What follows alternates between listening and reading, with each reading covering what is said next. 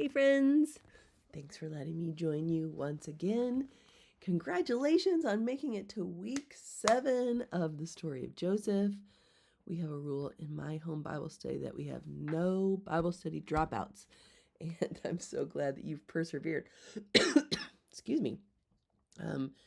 I titled this session, I Am a String in the Bow of the Lord, and that's become a phrase that I've held tightly to in recent years. I know you guys have walked with me through my mom's journey with early onset Alzheimer's. If you didn't know, she went home to be with Jesus just a couple months ago. But that was such a long, hard journey. And I have learned through it that there's a difference between suffering and long suffering. And in long suffering, there were just so many times where I felt like I was stretched beyond what I could endure and would feel like I cannot do this one more day.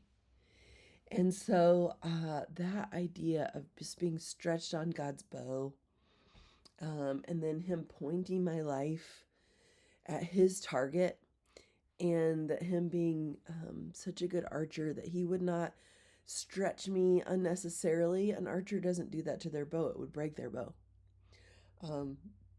And he wouldn't not get the bow taut enough to reach his goal, which I don't know what his goal is. I know his goal is glory, but he has other targets in mind, was really comforting to me.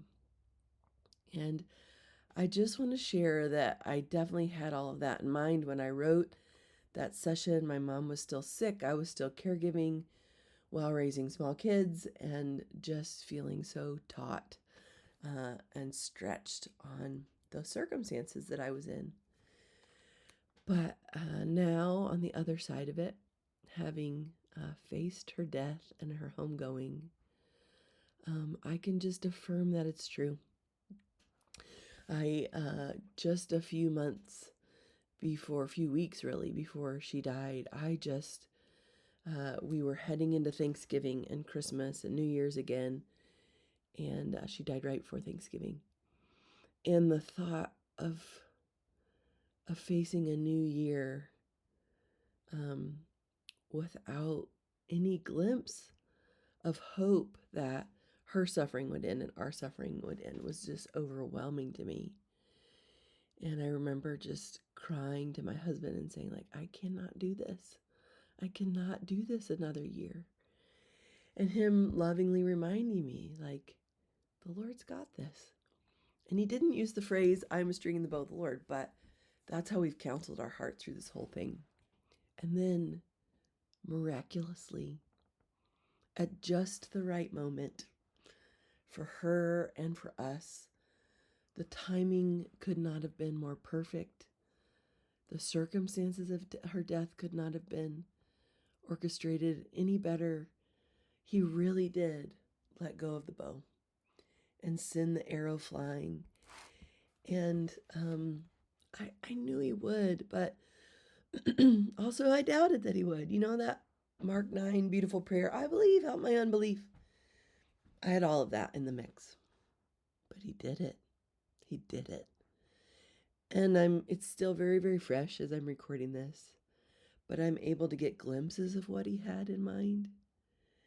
And while I don't think he wanted her suffering, I think he filtered it through his loving providence and the fruit he wanted to bear in her life, in my life, in our family. It's everything you've been studying. He had a generational goal in mind, and the impact on our children and the impact on our children's children and our children's children's children, and not just our family. We got to see pieces of the generational impact of her life at her funeral, and it blew us away. It was everything and more that we wanted him to do with her life. So I hope that just encourages you. I know that you're pulled back in some way and you're stretched in some way. That's sanctification, right? It's a necessary part of sanctification. But he will not stretch you just to stretch you.